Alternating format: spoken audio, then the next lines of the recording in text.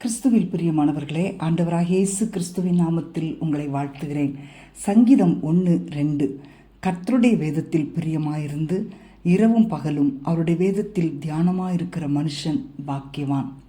இந்த மணிக்கணக்கில் உட்கார்ந்து நண்பர்களோடு கேரம் போர்டு விளையாடுறவங்க, பல மணி நேரங்களை கிரிக்கெட்டில் டிவியில் செலவிடுகிற விசுவாசிகளிடத்தில் ஆவிக்குரியவர்களுக்கு இது தப்பு இல்லையா, இது உகந்தது கிடையாது அப்படின்னு சொல்லும்போது அவங்க கேட்பாங்க, கேரம் போர்டு விளையாடுறது தப்பா, கிரிக்கெட் மேட்ச் பார்ப்பது தப்பா அப்படின்னு சொல்லி வாதாடுவாங்க. இந்த உலகத்தில் பல விஷயங்கள் தப்பு, குற்றம், பாவம் அப்படின்றதெல்லாம் கிடையாது. ஆனால் அந்த விஷயத்தில் ஒரு தகுந்த ஒரு கட்டுப்பாடு இல்லைன்னா கிறிஸ்தவ வாழ்க்கையை அது பாதிக்கும். வேதம் சில காரியங்களை பாவம்னு சொல்லுது, சில காரியங்களை பாரம்னு சொல்லுது. பாவங்களை மட்டும் இல்லை, பாரங்களையும் தள்ளிவிடணும் அப்படின்னு வேதம் ஆலோசனை சொல்லுகிறது.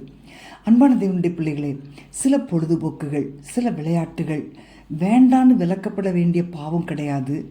ஆனால் அவைகள் மேலே நம்ம கொள்ளுகிற அதிகமான ஒரு ஈடுபாடு நம்முடைய ஆவிக்குரிய வாழ்க்கையின் வேகத்தை மட்டுப்படுத்துறதோடு அதை சீர்குலைக்கவும் செய்து விடுகிறது. ஸோ எந்தெந்த விஷயங்கள் நம்முடைய இருதயத்தை சரியாய் ஆண்டவரோடு ஐக்கியப்படுவதற்கு தடையாக இருக்குதோ அதிலெல்லாம் ஒரு எல்லையை வைத்திருக்க வேண்டும். ரோம் நகரம் எரிகிற போது அந்த நீரோ மன்னன் ஃபிடில் வாசித்து கொண்டிருந்தானாம். ஃபிடில் வாசிப்பது தவறோ பாவமோ கிடையாது. ஆனால் அந்த எரிகின்ற நகரத்தை காப்பாற்றுகிற கடமையை குறித்து கவலை இல்லாமல் போய் ஃபிடில் வாசித்தானே, அதுதான் தப்பு. பிரியமானவர்களே, ஒரு உண்மையான கிறிஸ்தவனுக்கு பல மேலான கடமைகள் உண்டு. அவைகளை நினைக்காம அவன் பொழுதை வீணாக்கினால் அது பாவமாக மாறும்.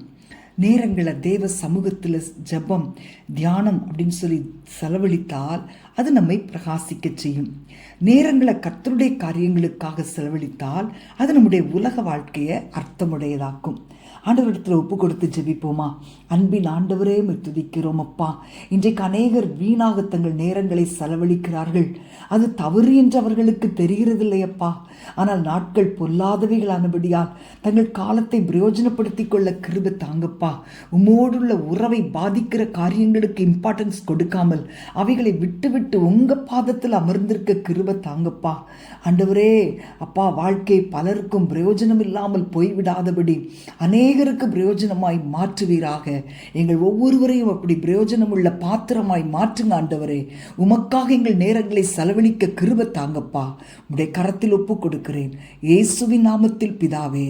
ஆமேன், ஆமேன்.